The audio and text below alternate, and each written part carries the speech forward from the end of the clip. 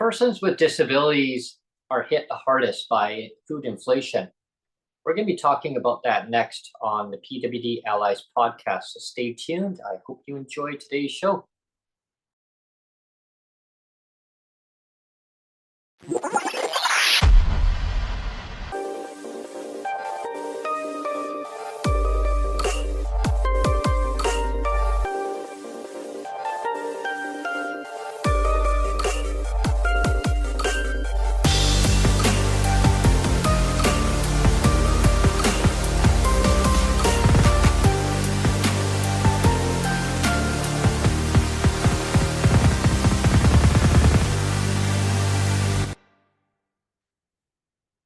Hello, everyone, and thanks for tuning in to PWD Allies podcast. My name is Brent Frayne. I'm the host, and today I'm going to be talking about food inflation and how hard is that hitting persons with disabilities in British Columbia and across Canada. People live in legislative poverty, and they need to have no less than poverty level financial support. As one of my very great friends and a very strong advocate from the disability communities and also from the just organizations that really some of them really hammer hard at making things more accessible, more affordable. Jeff Leggett, he talks about the disability supports across Canada are woefully inadequate, right? They're way below the poverty level. And again, getting the rates up to no less than poverty level financial support is so important. Why? Because people can now put the money back into the economy that they live in. I mean, they can better their lives in so many ways. It puts less strain on the healthcare system. They could be just more mobilized. Nobody should be having to not pay their bills or having to choose between paying bills, buying food, putting a roof over their head. I mean, wow. I mean, you have to pick and choose. You have to pick and choose. Well, you have to pick and choose, and it shouldn't be that. I mean, with food inflation at an all-time high, I know that Stats Canada, and everyone will probably agree with me on that when they're watching the podcast. Stats Canada says, food inflation or inflation is actually just below 2%. Really? Well, food inflation in British Columbia, I can tell you, it's minimum, and this is an average number, right? 3.8%. That number is a lot higher than 3.8%. Yeah. I mean, that number is averaged out again. So imagine, everyone, that being in the life of a person with disabilities, just step into their shoes. I mean, just for 1 year, and just go in the same pathway as persons with disabilities in Canada, and live in legislative poverty and no fault of their own. Because, like I've said before on podcasts in the past many times, I should just record myself to repeat. But just to refresh, what I talk about, just for people that are tuning in, maybe for the first time. I talk about poverty level financial support. I talk about having the means to basically take care of yourself on a day-to-day basis, by living check to check, 5-week months, 2 months in a row, 5 weeks, with food inflation so high. I mean, you can't even pay all your basic necessities. You have to juggle things around. And the other thing we should say too is sometimes the food inflation is disguised, because we all know now that instead of buying 6 muffins, right, you used to get the package of 6.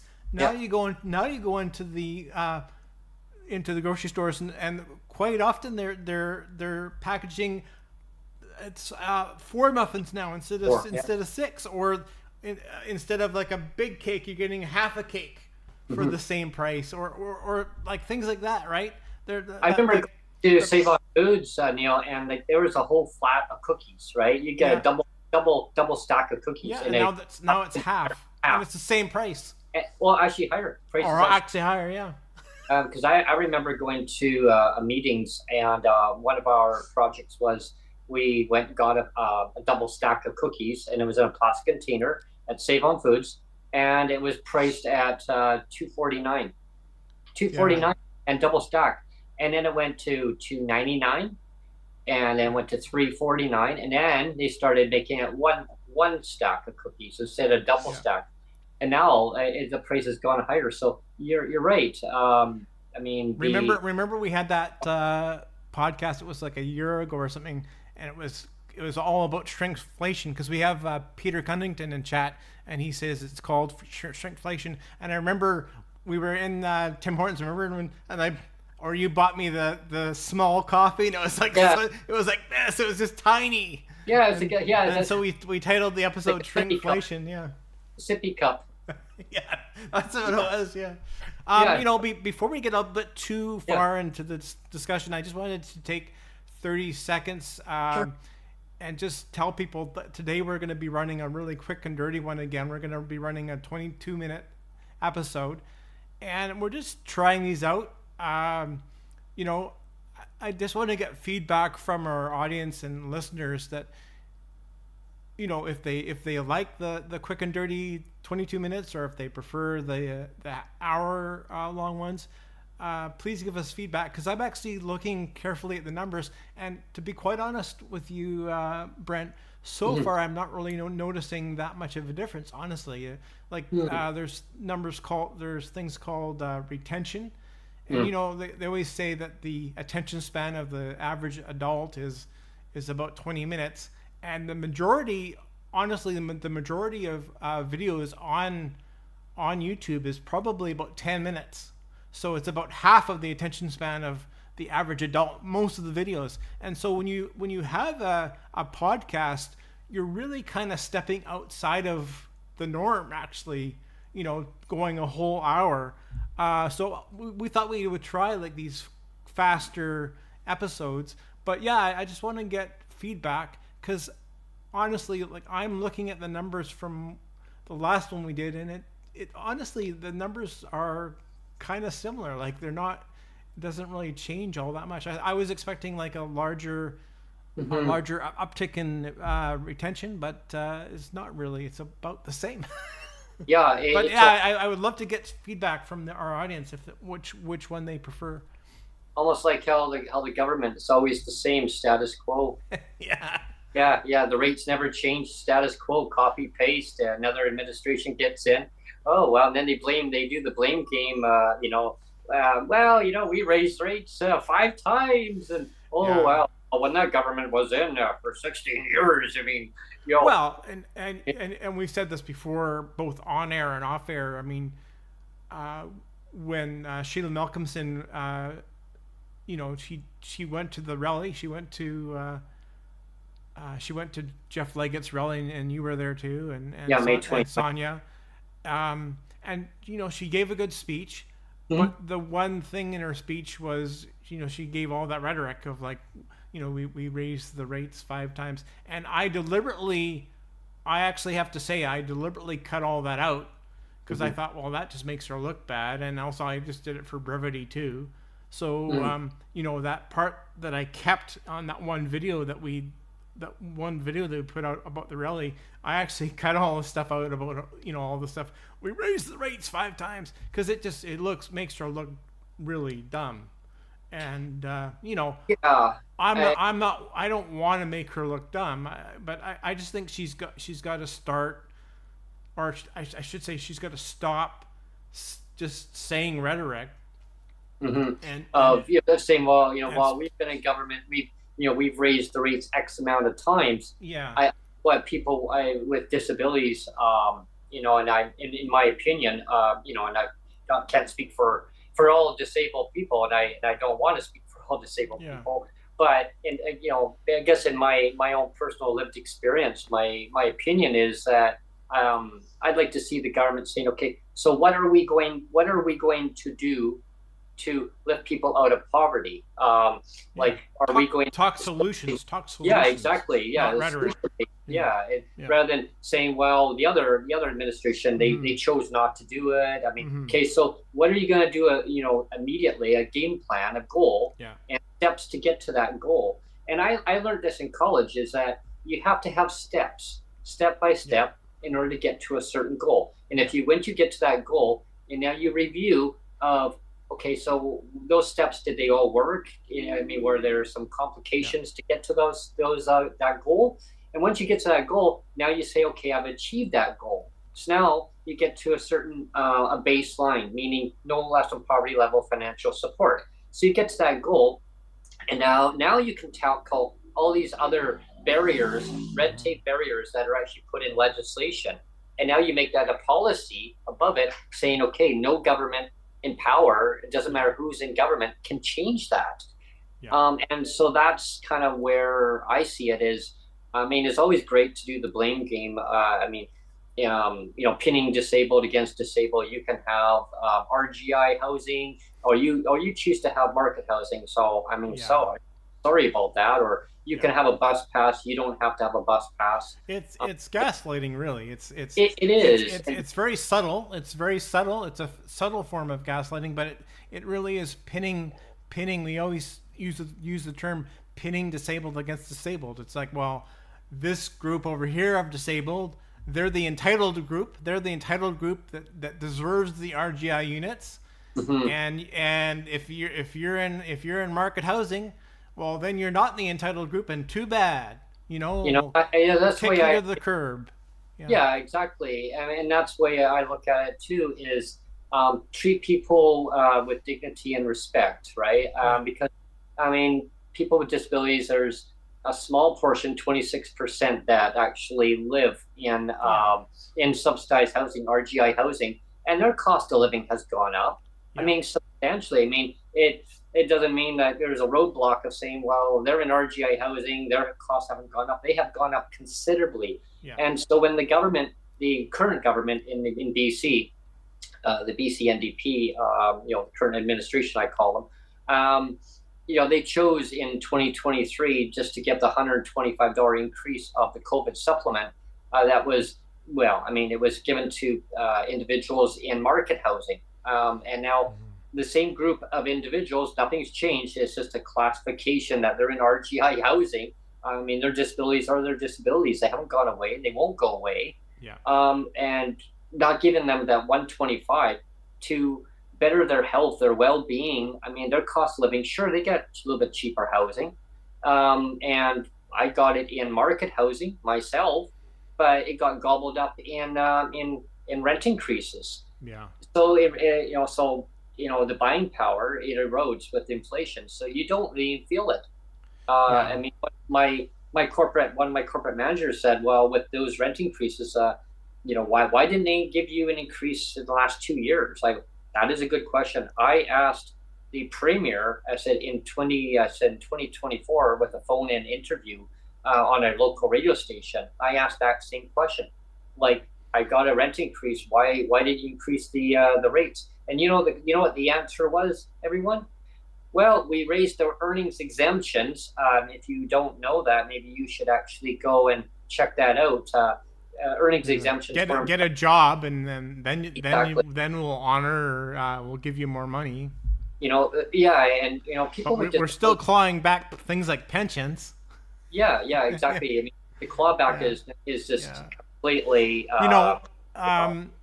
Should never exist. We're not really focusing on food inflation right now, but I wanted to say, again, going back to Sheila Malcolmson, one thing that she did say during her speech, and I have to give her full marks on, is she did mention that she's going to be trying to, increase the spousal cap, or get rid of it, or something. To get rid. Yeah. And so that will be a good thing. That will be a good thing if that actually happens. But again, she did to me though at the rally that they were going to be. And so I mean, who knows when that's going to happen? But I mean, it can happen soon enough. Could be 10 years down the road. Yeah. So hopefully that will happen. But you know what? Getting back to the food inflation too. Sometimes I'm sure there's going to be some in government will say, well, if you can't afford food, Neil and Brent, you can always go to a food bank. Right. And yes. I mean, you must be reading my mind, Neil. Yeah, and it's like, okay, that's true, but and you've been by my place, Brent. So you know that I've got two shopping places to shop, like grocery stores, right by my house. Like I literally have, like, I can throw a stone. I can throw a stone to save on foods, and I can throw a stone it's even closer. I can throw a stone to Real Canadian Superstore. And I tell you, to live so close to two grocery stores is wonderful. That's why I love where I live in Newton here, because everything's so close. You know what's not close, Brent? You know what's not close? A food bank. A food bank is not close for me. You know what I have to do? I either have to get on a bus. Or I would have to take a taxi, or I would have to take Uber to get to a food bank. And how much is a taxi? How much is an Uber, Brent? Well, it depends on the distance. But if you're traveling like 5 miles, I'll give you an example, because I had taken a taxi one time from where my mom lived, way out in the rural area, urban area outside of the city of Langley. And so I had to take a taxi once. On one occasion. I've taken it a few times way back when, decades ago. But I took it downtown Langley, and it was a good 5 mile ride. It was like almost $18. It cost me. Yeah, $18. That's probably what it would be for me. It would be over $20 just to get. So there and back, it would be over $40, maybe $45 to get there and back from a food bank. So it's like, well, where's the cost savings there? And well, you see, yeah. I mean, and that's like a lot of these the topics, everyone, that we're talking about. It's all intertwined with food inflation. Like, it comes down to having to take money out of one source in order to pay for something else. So, like, imagine having. Because the other thing too, sorry, but the other thing too, I just wanted to jump in. The other thing too is I don't have a bus pass anymore. I don't have a bus pass. I chose to opt out of the bus pass because I want to have food. I'm prioritizing food more than I prioritize my transportation now. Yeah, so, that's exactly where I was going with that. That so you opt out of a bus pass that traditionally everyone, like that bus pass that we're talking about right now. I mean, it really does have an impact on your on like food inflation, like on your buying power. So if that that bus pass once upon a time, before the current government got into power, that was in place, that bus pass. It was always known as the $45 a year bus pass. You pay an administration fee of $45 once upon a time, and you just go to your bank and make a bill payment and pay right from the teller, and they would take your $45 and they'll stamp it. And then you just go and submit it off, and the government gives you the bus pass. Now, back when the other administration was in, the BC Liberal Party, it was called the BC Liberal Party, and they took away the bus pass. Well, when the current government was in opposition, when the BC NDP was in opposition, they were very fierce. The leader of the BC NDP back then, the late John Horgan, he was very, very adamant to basically get that bus pass restored. I was there. Sonia and I were the ones who actually had triggered off that the bus pass was being changed. We had a meeting. We sat down with the that was the then premier, but was in the opposition was the leader, and we had lunch. We had lunch with John Horgan. That was so cool. I always you get to share the lunch that his wife made him, right? Yeah, that is, the wife made him, and so all fresh fruit and vegetables, and great. I mean, that was great for him. But getting back to about the choices though of the bus pass is that there was an agreement that had to be made, and it was that the current government had no option of not taking that agreement. It was like, if you don't take this agreement, we're going to rip up the whole program. So they basically held them hostage in a sense. Yeah, and the reason why we know that with confidence is because I had the ear Sam Sullivan for a little bit because he was helping me with the clawback of my survivor's pension back in 2015-ish or 2015, 2016-ish. And that was right around the time that the bus pass clawback was happening too. And he let me know, he gave me the inside scoop. He basically said, we all had a gun to our head. We all had a gun to our head where we had to pick that.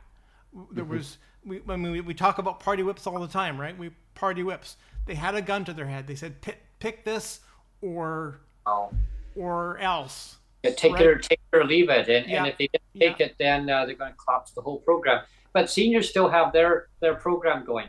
And that's the part I never really understood is but then it was explained to me after it was about fairness and equity in the system. That's why I hate that. I hate that speak so much. And we're almost out of time again, too, Brent. But I just wanted to, again, to wrap up this bus pass clawback thing. Another thing that Sheila Malcolmson has been fond of speaking is we restored the bus pass. We restored the bus pass. No, they did not. No, they did not. When you cancel a $45 per year annual, that's what a per year is. It's an annual bus pass, $45 for the whole year. When you cancel that and replace it with, what is it, $85 or whatever monthly pass. Yeah. That is not equivalency. So you did not restore the bus pass. You did not restore the bus pass. You canceled the 45 and you replaced it with something much, much, much more expensive. Well, especially putting like the option of having $52 of equivalent of that bus pass in a person's hands of saying, well, you can have your transportation or you can have food. Well, with the high cost of food, everyone, who's not going to choose the food, right? Well, if you choose to have that money, now you go without transportation. So how do you go and get that food then? Well, if you're starving to death, but you have your bus pass, at least you can go to the hospital. Yeah, you can go to the hospital and you're going to get your 3 meals a day, breakfast, lunch. Yeah. So if you're getting starved, you can at least go to your hospital on your bus pass. So I guess that's good. Yeah, I always say to alleviate strain on the hospitals is, well, increase the rates, raise the rates. And the Disability Action of Canada, Jeff Leggett would always say, no less than poverty level financial support. And that supercomputer that was announced by Sheila Malcolmson's office. That's been 2 years already, almost, right? Almost 2 years, like a year and a half or something. In 2023, she said it was going to be there for 2024 to pay out super payments to better people's well-being and to get the payments out. Well, we're in 2025. We're in June 26th of 2025, and it's still not there to basically pay out big payments. Well, inflation has gone up. Those are big inflation payments, and we, as people with disabilities, we suffer because the government hasn't increased our rates in 4 years for support, 2 years for shelter. What could go wrong? And they didn't even tie it to cost of living adjustment. But we raised the rates 5 times, Brent. We raised the rates 5 times. The most in any government. Anyway, we gotta punch out. And like I said, we're looking for to get feedback from our audience to see if they prefer these fast ones or if they want to go back to the we're going to be alternating. We're going to be alternating just for the short term, just to see if people like the quick and dirty, or if they want the longer hour ones. But we're going to kind of alternate just to change things up a little bit. Yeah, and just and with that note too, it's just an adjustment that we're making. But we want to see, like Neil mentioned, is it better to have it condensed down, or is it better to have up to an hour? And even if it was basically up to an hour maximum, like we did have it, we're going to be streamlining the conversations and staying really focused on the conversations. And I mean, we'll try our best on that one, unless you drop a big bomb, you know. Well, I mean, so I guess we're kind of known for our rabbit holes on the podcast, and I guess Oh, we love rabbit holes. yeah. I mean, our devoted listeners know That's our where they rabbit come. holes, and maybe they love the rabbit holes. But and Or I mean, parents, I oh, do, I do parents. too.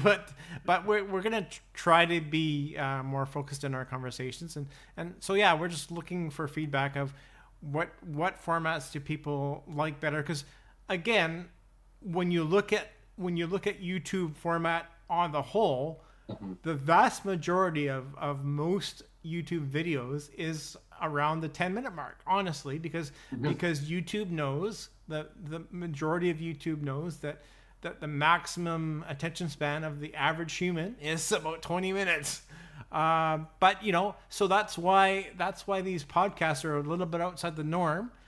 But again, based on what I've so kind of my early look at the early numbers, there really hasn't been that much of a difference. So it Mhm. appears, from what I can gather, it appears that the devotees on the channel that really like the content actually seem to like the longer content. But I do want to Mhm. get confirmation from our audience. So please write into the comments. Please email us. We always give our email at the end of the podcast. So yeah, we'd love to get feedback. So let us know.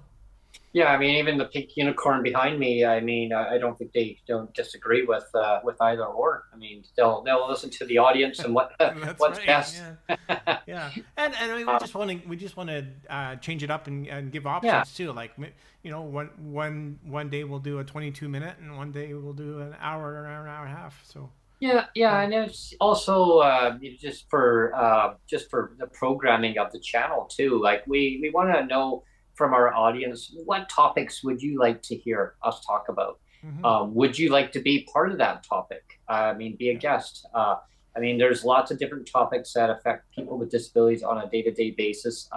Is it housing? Is it affordability? Is it food inflation? Is it about accessibility? Transportation. What bothers you about municipal? Is it your municipal government causing issues in your life? I mean, like in for barriers, like in accessing different businesses. Is it recreation centers? I mean, you name it. Mm-hmm. What would you like to see changed from municipal levels all the way up to provincial government? Is it about RGI housing, market housing? Do you want to keep living in your market housing, but you just don't have enough for market rents? I mean, I've Mm-hmm. talked about that before on different Yep. podcasts. I mean, and there's so many things that we could dive into. Is it about basic income? Would you like to talk about more about basic income? How would that impact people's lives for the better? Um, yeah, I mean, definitely, there's so many topics, and I would love to get feedback on those topics. Because it helps to for us to streamline things, Yeah. and we can kind of have more discussions on that. The So next show coming up, we have Peter Cunnington, like I said in chat. The next show coming up is on Monday with Peter Cunnington, and it's going to be all about traveling with autism. Traveling with good. autism. So that'll be a great show. So I'm so looking forward to that. tune in for that on Monday. Yeah. Yeah, I'm really looking forward to that. And like I mentioned on the last podcast before this one, Brent's taking a little bit of a staycation. Not going to be doing too much, just a little bit of RR and a little bit of breaking with Brent, coffee time, local travel segments. Going to be going out to visit Neil sometime within that time frame. Yeah, so 2 weeks. I'm going to be taking 2 weeks off. I'll be coming back for a little bit, and then probably another couple weeks off. Yeah, so just kind of breaking up the summer a little bit because there's not a lot of traction in the summertime. A lot of people are coming and going as guests, Yeah, and and I do want to say as editor producer, I'm always looking to especially get more politicians on the show, and mhm, especially really want to get some representation from the BC Conservatives because let's face it, they almost won. They were like they're one seat away from gaining power, right? And they've yet to come on the podcast, and Yeah. I really really do want to have, one or two or three of them at least come on, and let's talk about things from a disability lens, Yeah. because there really wasn't any of that discussion. You never heard any of that Yeah. from that party. So Hmm. I want to invite a whole bunch from that party, and let's talk about things from a disability lens.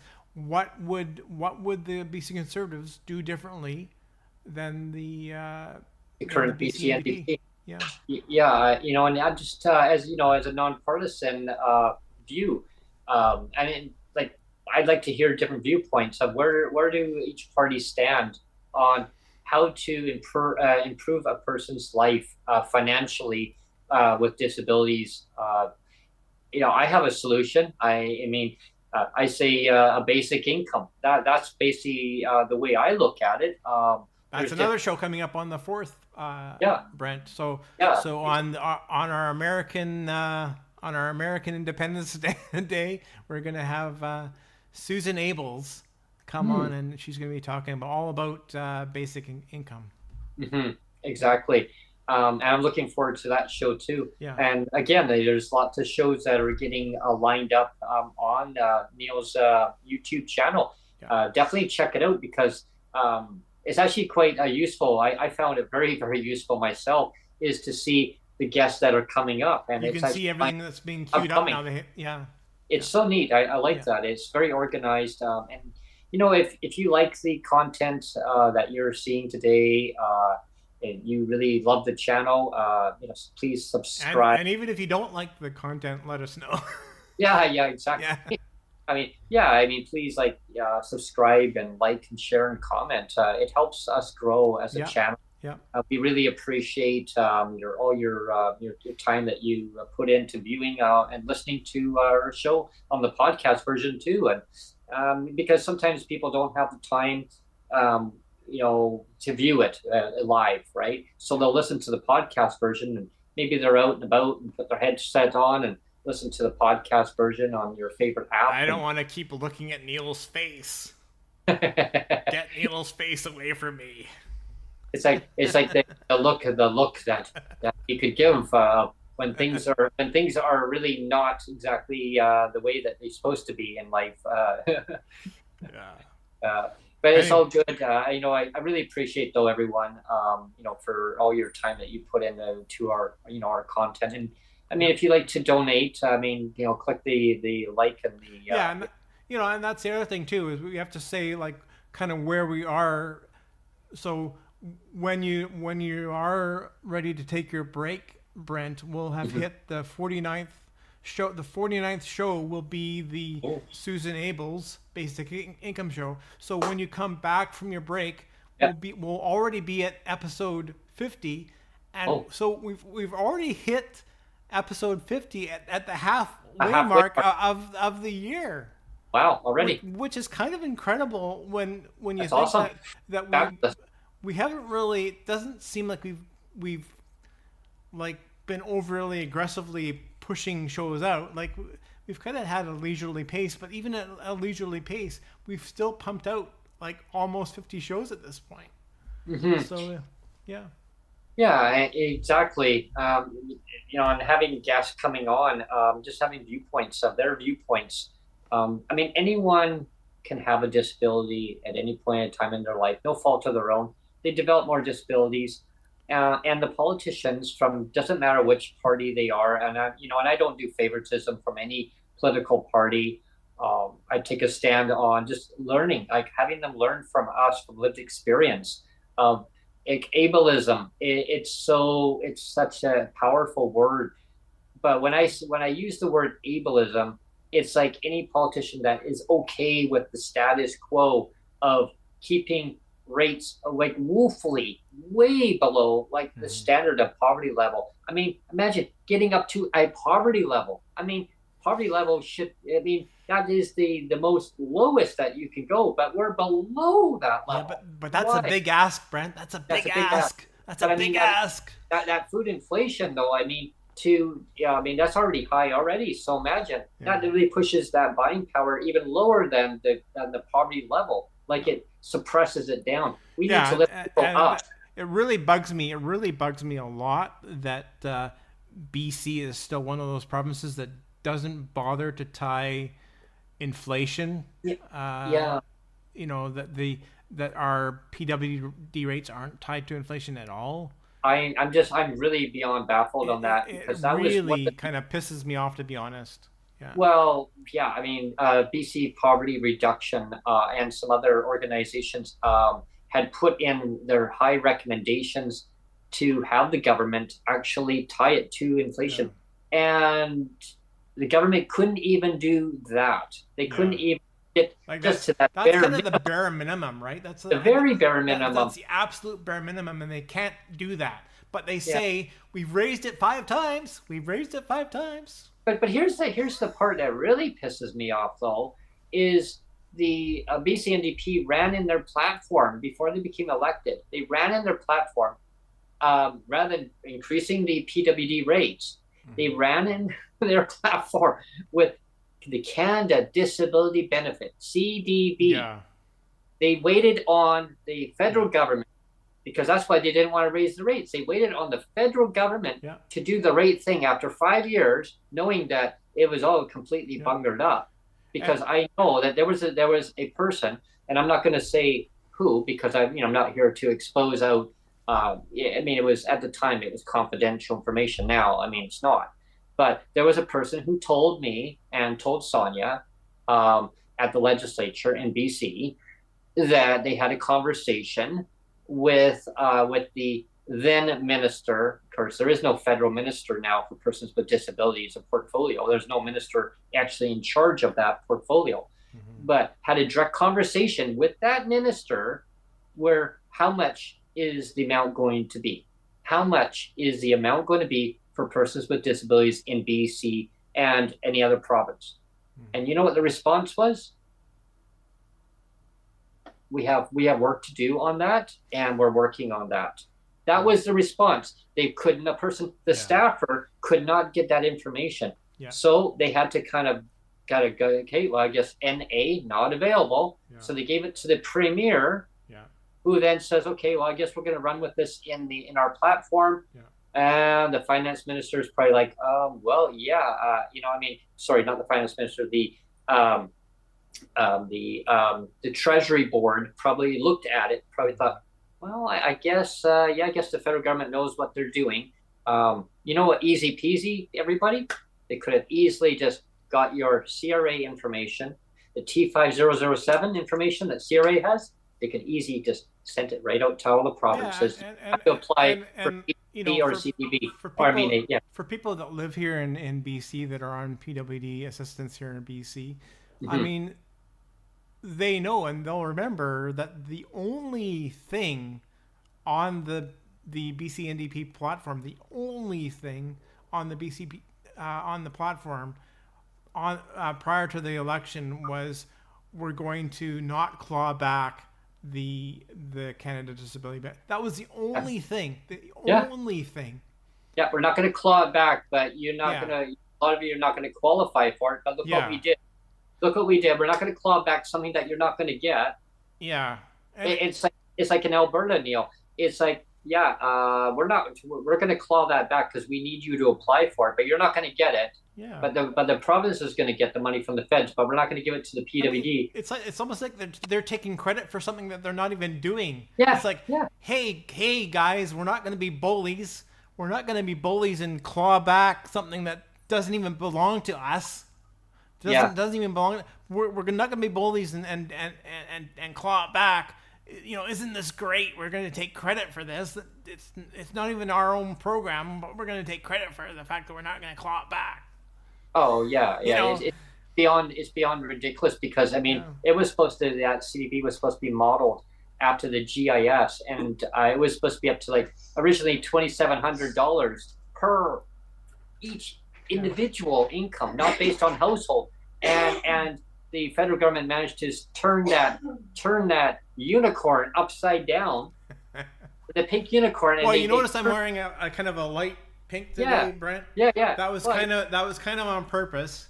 That was kind of on Exactly. purpose. You But know, they turned it from an yeah. individual into a household income, and they watered it all the way down to up to $200. In some cases, some people may only get up to $20 or less or zero. Well, I mean, I applied for it. I don't know what I'm gonna get. I mean, I'll find out by the end of the month maybe. Yeah. But you know, I'm expecting that I could get zero. You know. Yeah, exactly. And they're based it on household income up Yeah. to from the dollar figure that I looked at. People could correct me if I'm wrong. I expect that people will maybe look at that and say, well, Brent, you got the figures wrong. $32,000 per household income. Well, $32,000. The one saving grace, Brent, and I don't know if it's because for me and my wife we submit our tax form separately. Like we don't submit it as a couple. You have a choice. You can submit it as a couple, or you can submit, and that's your choice whether to do that or not. So I've always done it where we submit them separately. So because I submitted it separately, that they ask during the application process for the CDB on the federal government website, one of the things it asks for is the line 23,600 line for your income, and that line for me was my income reflected only. So maybe that will be different for people that apply as a couple, or I should say, if they submitted their taxes as a couple, I should say. Yeah.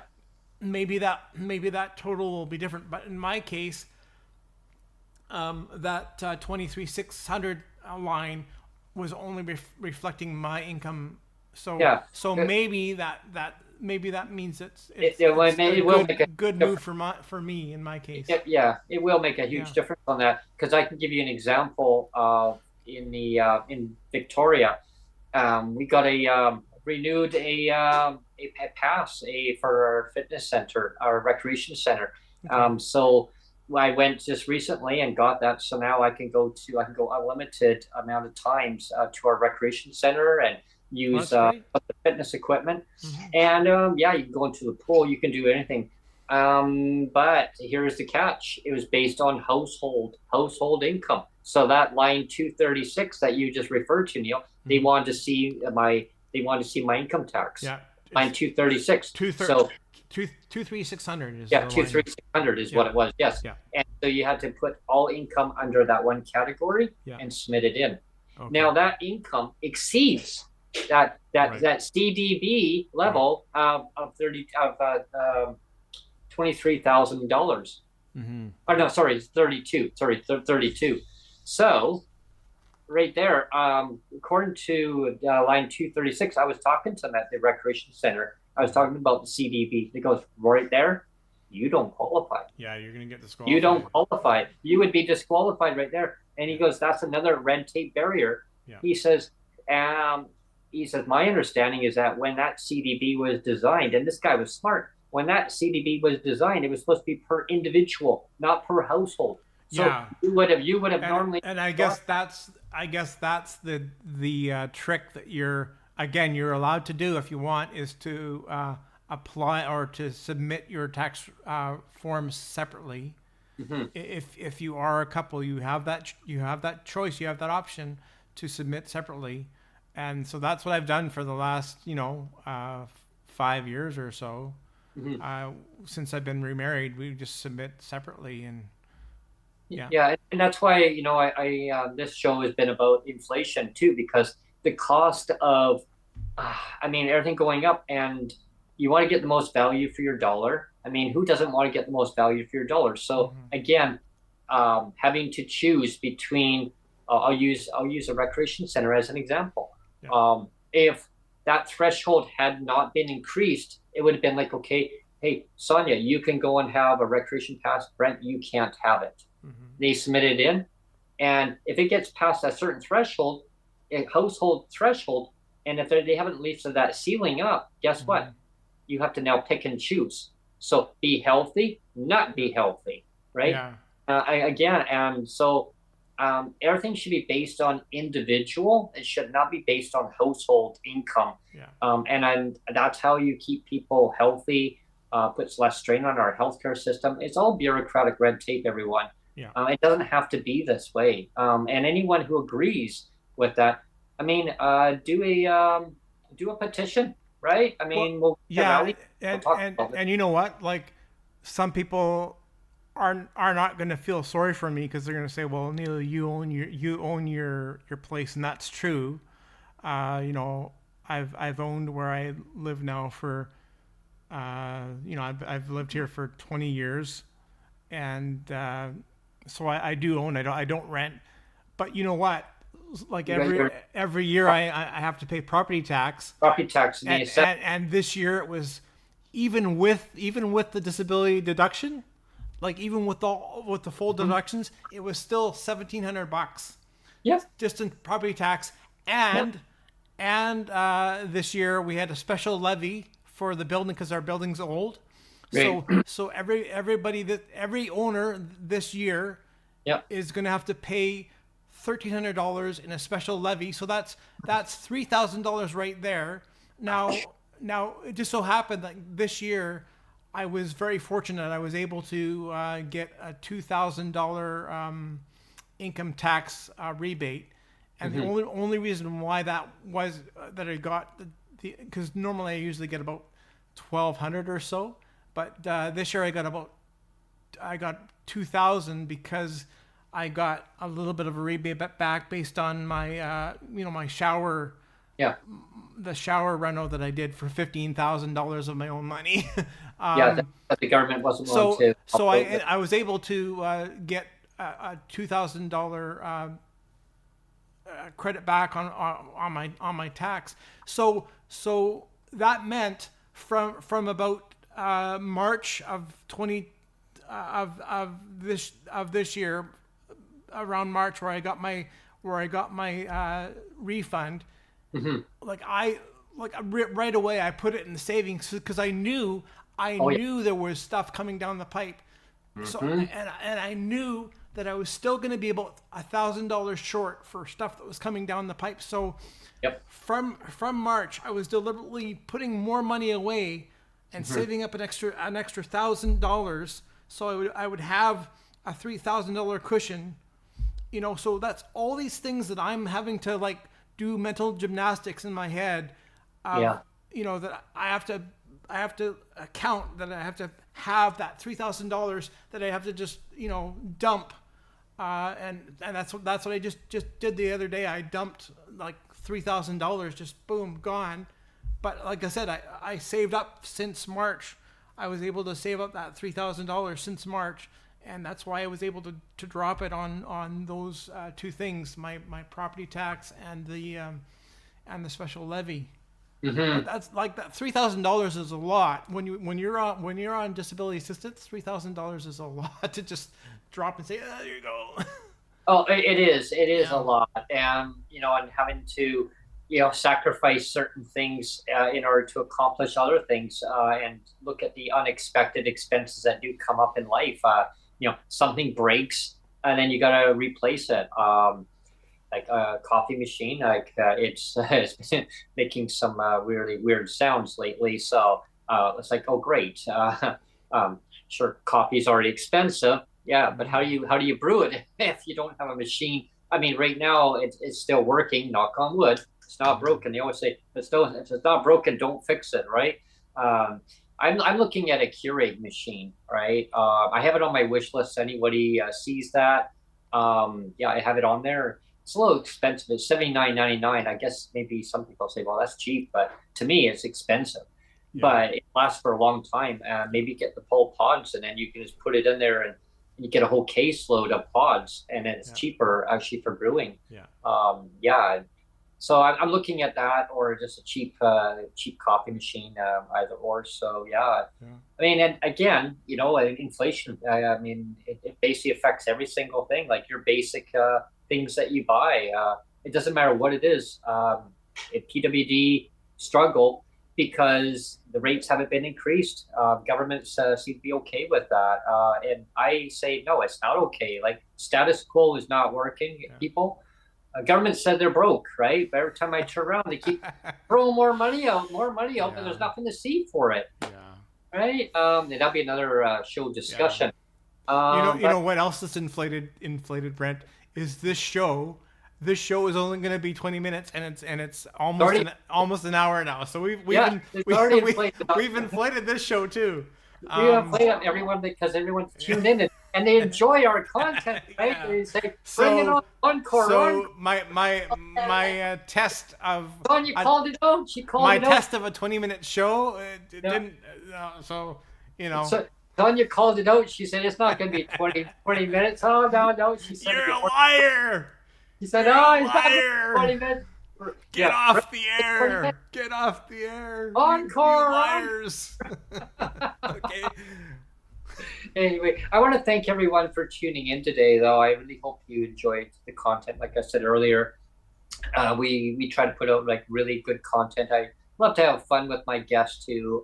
When the guests come on too, they laugh, as you notice. They laugh. They have a good time. At first, maybe they're not quite sure where it's going, and then they become relaxed. The last show we did with Eve Nagel, that was really fun, and I could tell that she was enjoying herself too. Like you could just, it was the first time for her. Like we've never met her before, and she never met us before. But it was you could tell that she was really relaxed, having a good time, and of course, like we're used to it. We're pros at this now, I guess. And it was just a really nice, relaxed conversation, and you could tell that she was having a good time, and it was just a really nice conversation. I really enjoyed that segment. I really did too. Yeah. Because it's actually really funny is Eve was running late, and so we weren't sure. So we figured, okay, well, let's just start the show. We'll just start the show. Yeah. So we did the ISO. I hope everyone enjoys our new little segment that we have. It's like an ISO of just me kind of describing what the show is about. A little sneak peek. Sometimes I'll throw in some funny stuff in. Sometimes I'm serious. But usually I like to joke around about so serious, friend. Yeah, you're so serious. I love to joke around about things in life because life's too short not to enjoy things and just have fun. And with this situation, but I give it like a sneak peek at the beginning. And so when I was giving my little intro of what the show is going to be about, and I was just at the end of saying it, and all of a sudden Eve comes on. I was like, oh, wow. And to be honest, I mean, it caught me off guard, too. I was like, whoa. Yeah, so it was great. It was great timing on that. And, I mean, things happen in life, but that was great because Eve just blended right into the show. Yeah. We just kind of went with it. And she talked about lived experience. I mean, how it's affected her life on the shelter, like living in. She was in like supportive housing environment, and it wasn't good. I mean, it doesn't work for everybody, right? I always say the housing needs to be kind of geared to what the person's needs are, right? And I've talked about that part, and this is kind of a branch off of our normal, like our food inflation part, but it was just something that I'm very passionate about. Is like. Why I'm so passionate about it is because going through it in life decades ago, where my mom she didn't know anything about how any of these systems work. She had paid into her CPP all her life, and and she worked hard. She worked hard as a single mother, bringing me and my brother up. She would give.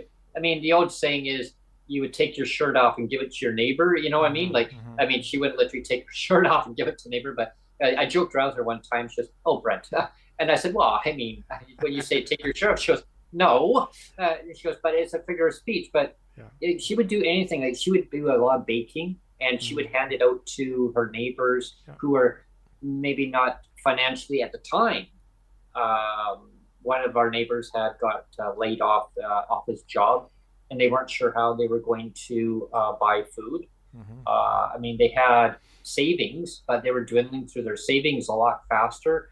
And so my mom, as a single mother, my mom would be working a whole bunch of different little jobs, this and that, but she still had time to take care of me and my brother, making sure that when I got home from school, from elementary school or whatever, there was still, dinner on the table, or there was a note saying, hey, it's in the fridge, just heat it up or whatever.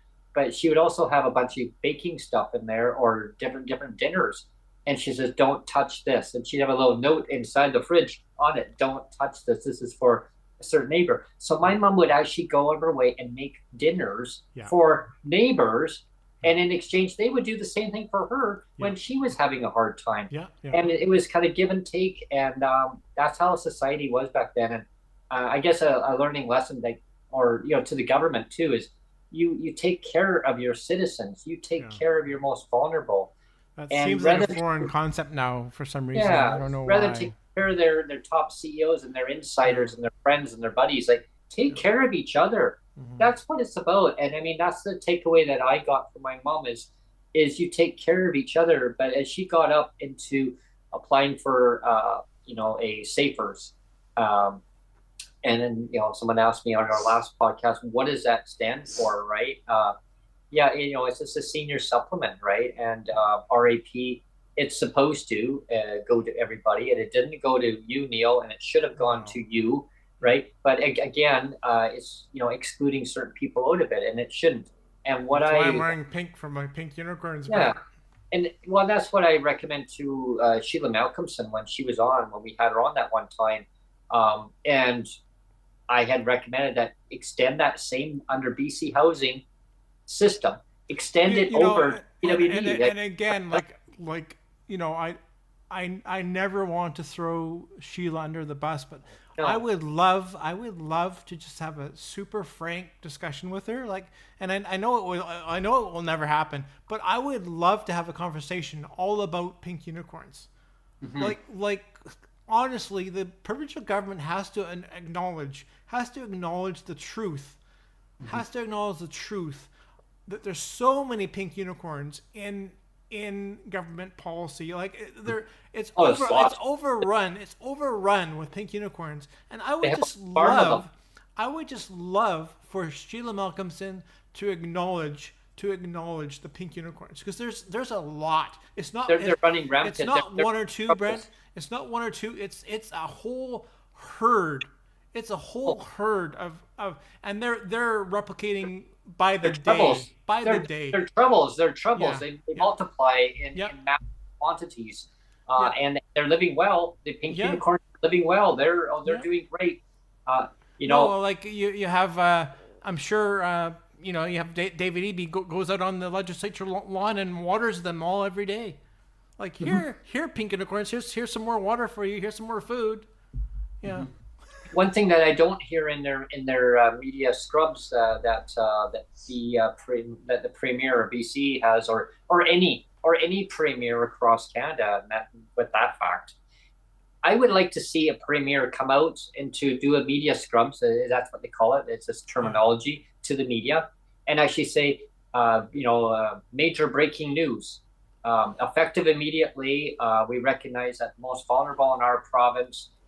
And I'll just do a role play. Yes, Brent, go ahead, please. Yes, today, effective immediately, I would like to thank everyone for coming out. I'll take questions from the media in just a few moments, but effective immediately, I want to take care of our most vulnerable in society, people with disabilities, meaning most vulnerable, meaning people with disabilities, seniors who have disabilities. There's no age limit. Everyone's going to be treated, fair and have equality and have that dignity in life. So we're going to raise the rates to no less than poverty level financial support. We're going to make sure that people have adequate housing. If you choose to live in market housing, that's great. You can live wherever you want to live. You don't have to be under a waiting list for 20 years on waiting under BC housing. You can still live in. Here's a rent subsidy for you. We're gonna let you can live where you're living, we're going to extend that rent subsidy over to where you're living, and it's going to be based on your income, sir, your income, not household income. And that way, people are going to be able to prosper in life, enjoy life. I mean, life's too short to be having all this red tape in place. And then society, government wonders why people get so angry and so upset. And they say, well, yeah, but vote for us because we care. And you know what? The problem is that another government, and nothing against the BC Conservatives or the Green Party or the One Party or the Central Party. Like there's some other new parties that are trying to form in BC. Yeah. The invitation's welcome for you to come on to PWD Allies podcast. I think there's the CCP party too. Yeah. I mean, any of them, like, come on and tell me what are you going to do for the rates? And I want to leave the employment part out of it, because I know that the Conservative Party, they say, well, the best thing is just, earnings exemptions or employment. You know what? Raise the rates so that you get people to a level. Okay. So now they can make choices for themselves. If they can work, great. That's a bonus. If they can't, they can't. Right? I mean, people with disabilities, I mean, we're just who we are. We're born this way. Or maybe you got into an accident, or you develop more disabilities, or you can't do what you used to be able to do. Or then you're kind of scrutinized by people in your life to say, well, yeah, but hey, you used to be able to do this and that. The mind says yes, the body says no. I had gone through that in my life many occasions over time, discrimination, and I'm not even going to go there on all the topics, because that'll be another rant and rave session. A rant and rave. We are at the hour limit already again. Yeah, I mean that's what. So you and I are liars, Brent. We just have to say. But before we leave, and I realize, like, again, I don't want to turn this into another whole podcast, but you mentioned about coming out, the premier coming out and doing a news conference in front of cameras. Well, just yesterday, our beloved Mr. David Eby came out in front of cameras, and I just have to say, Brent, what was the point of that? What did he say? It was basically today's the last day of school. Congratulations to your kids. I'll take questions. I mean, that's basically what he called a press conference for it was like he talked for not even 10 minutes, and I'm serious. It was basically like, today's the last day of school. Congratulations to your kids. I'll take questions. I mean, like, what's the point? What was the point of it? What was the point of it, Brent? Mm-hmm. I mean, we said before we started the show, it's like, if David Eby had 1,000 handlers, it would not be enough. It would not be enough. If David Eby had 1,000 handlers, it would not be enough. And I'll just punch up with that. I mean, I can't say anything more than that. I mean, it's just, well, he has more than 1,000 pink unicorns. So it's just not, like, why? Why did he waste 10 minutes to bring a whole bunch of press together to say, to nothing burger. Nothing burger. It's the first day of kids, last day of school. I'll take questions now. It's like, why? Why did you bother? Why did you bother? I remember that press conference a little bit of it is that he didn't even answer the question, and he didn't even answer the questions he was asked. Yeah. The one reporter asked the question, he didn't answer the question, and another reporter phoned in and said, "Okay, so you didn't answer the question from the other reporter, so maybe you'll answer the question." And he still didn't answer the question. And he says, "Yes, I did." And his response was, "Yes, I did." No, you didn't. You didn't answer the question. So let's put a point. Let's put a point or a pin on this, Brent. Is that he called an elaborate press conference, and he talked for less than 10 minutes all about the summer break, and he's like, "I'll take questions," but he didn't answer any questions. Wow. You know, so that's what I mean. Like he could have 1,000 handlers. He could have 1,000 handlers, and it wouldn't be enough. That's how incompetent. That's how incompetent that David Eby is. I wonder how he would be about answering questions for persons with disabilities about raising rates. But I mean, he would deflect it. I like people know that I'm critical of David Eby. I mean, it's not a secret. I wear my heart on my sleeve when it comes to that. Like, but I honestly try very, very, very, very, very hard to give David Eby the benefit of the doubt. I'm always trying so hard to give him the benefit of the doubt. And what does he do? He squashes that benefit of the doubt every damn day. Every single day he does something more and more stupid. I'm going like, why? I don't get it. I don't get it. Yeah, I remember press conferences when the then Premier John Horgan was asked about PWD rates. He answered the question. Yeah. I mean, yes. I mean, sure, he danced around, here and there on it, but he did recognize that yes, we need to do more. We need to raise rates. Like he was asked a question regarding different advocates, and he said my name. He actually said yes. Yeah, I know, and he's a great advocate. He advocates for himself, and remember him saying he advocates for himself and people in his community. Yeah. And John had said that. If David Eby was asked the same question, he'd say, "Well, have you looked at the earnings exemptions?" Yeah. That's what his response would be. Yeah. Sure. You know what I mean? In case you don't know, Brent.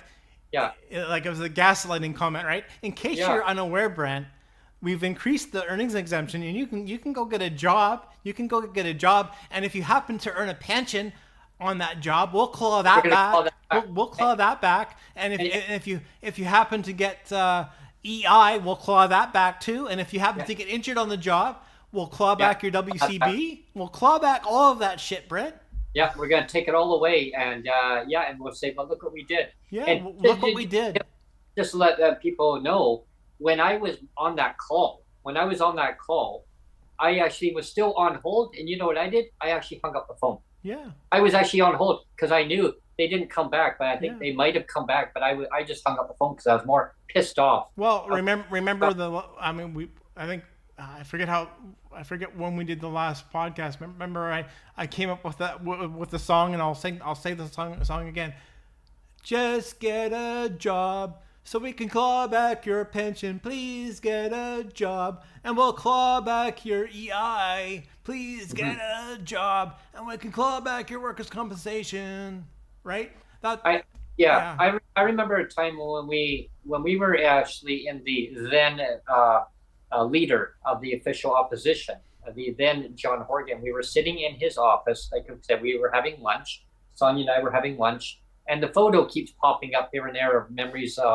And so I actually look at it. I'm like, yeah, I remember that photo. Yeah.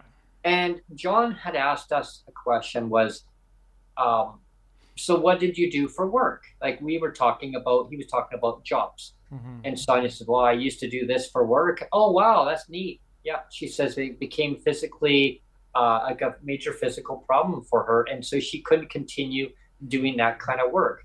And what about you, Brent? Same thing. And he goes, okay, well, that's why you have your disability, your disability status. I mean, from doctors have, they've assessed you, and I mean, sure, there may be things in life that you could try to do, but if you can't do, then you can't do. Like he says, I remember him saying, the mind says yes, but the body says no. And Sonia goes, yes, exactly. John got it, everyone. Yep. John got it. He didn't start pushing, well, we raised the earnings exemptions up to this. Like he never went with that narrative. And that's why I fully really had that, that interconnection where, okay, hey, this person's right on the same wavelength as me, understanding and not judging me for who I am. But he always left that door open saying, okay, but, if the option is there, then yes. But if not, don't worry. He says, you just have to enjoy life, he said. Just enjoy life. Yeah. I mean, that's what it's about. And I guess that's why I get very passionate when people talk about basic income. Because There's so many different variations of it. I mean, we've had Tom Pogson on. We've had so many people on talking about it in different variations over MJ the podcast. MJ, yeah, I mean, and at the same time, they all get to the same point. Like, it all comes to the same one, where giving people that autonomy, giving people that choice of making that decision for themselves, so that they can better their lives in whatever case may be. They want to be an entrepreneur, work for themselves, or they want to work, they want to go to school, they want to do any endless possibilities, because you have that base floor, and it's not going to get clawed up. It's not going to get taken away from you, right? Yeah. And I think we need to, in my opinion, force the government to understand, like, the systems that they have in place right now. Either get that supercomputer, fix it, and put it in place where no government going forward can change that, because any government going forward, they can start changing, legislation, and start using their tools and saying, hey, let's change this and let's change that. No, like, it needs to be a foundation in place, a law. It's like the law is the law, right? Yeah. You can only add on to it. You can't take it away. Yeah. So that's when it comes to just like taking away $45 a year bus pass, and then saying, well, we gave it back. It's like, no, you didn't. No, you didn't. It took 6 people to change the whole system. Everyone. My God. Anyway, let's punch out, Brent. Yeah. So that was a pretty good 20-minute episode, eh? That was a fabulous 20-minute episode. I hope everyone enjoyed the 20-minute quadrupled episode. Yeah. So stay tuned for our next podcast, which it might be more than 20 minutes. The next one will be probably more than 20 minutes. It'll be more than 20 minutes for sure. Yeah. We can guarantee that one. 100% guarantee. That's like basically telling the government, you're going to 100% guarantee that we're going to keep it at rock bottom. We guarantee more pink unicorns. We're guaranteeing it. Yes. Thanks everyone for tuning in. I hope you enjoyed today's show. Take care. Bye.